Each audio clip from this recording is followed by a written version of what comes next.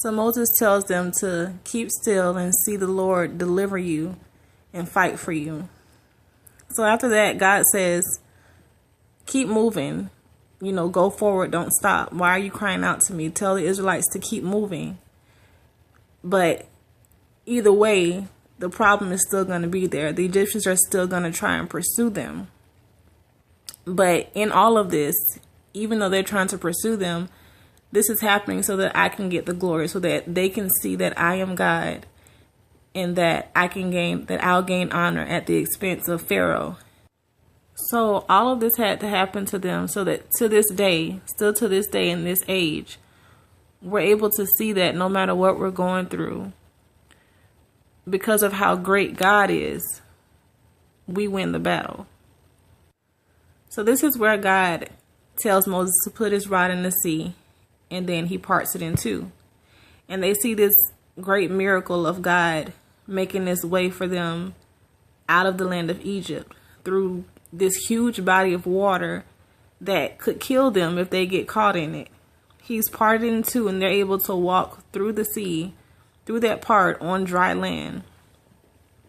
And one thing that I saw when I was reading this part was that even though the Egyptians were still after them, God did not allow the Egyptians to overtake them. He had sent one of his angels to lead them through the sea.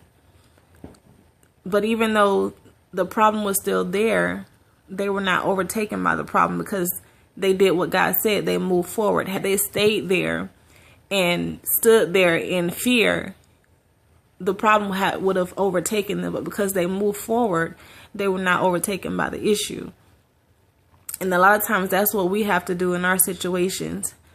When God tells us to move forward, to keep going, we have to do that. Because when he does that, he's giving us instruction. And when he gives us that instruction to move forward, he's protecting us. If we sit in fear and say, no, I can't move forward because this is happening and I'm too afraid, that's when we allow the issue to overtake us. We become drowned in our problems. So it says, Moses stretched out his hand over the sea. The Lord pushed the sea back by a strong east wind all night, turning the sea into dry land. This is something that he did for his people. This is something he did to protect them and still does to this day for his people. He does these great things and performs these great miracles to help us get through our troubles. And he does this to protect us, to get us through. And so when God looked and saw that the Egyptians were still in pursuit of them, he allowed Moses to stretch out his hand over the water again. And then he allows the body of water to come down on the Egyptians, killing all of them, killing all the Egyptians. And I guess we can take it as our issues. He allows the body of water to come down and wash out all of our issues.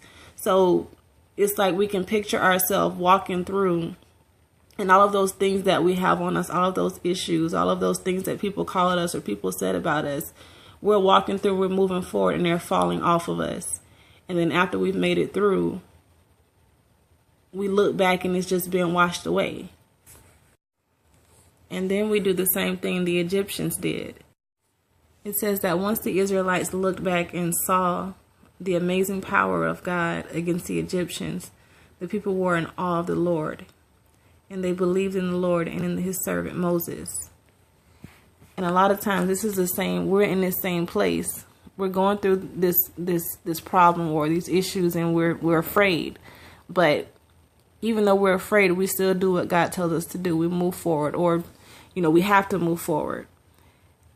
And then you ever get to that point where you're going through an issue, and then once you make it through, you look back and you're like, that whole time God had me.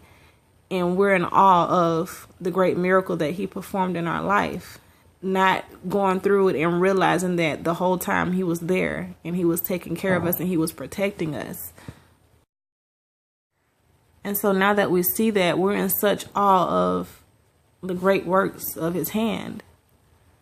And so that's what I feel like God was trying to tell me about this story. I was just thinking about this story, and I just wanted to share with you guys what he revealed to me about it.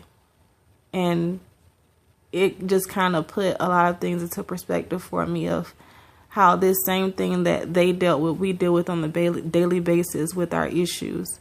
We go through these problems, we deal with these problems, but God always makes a way for us to get through.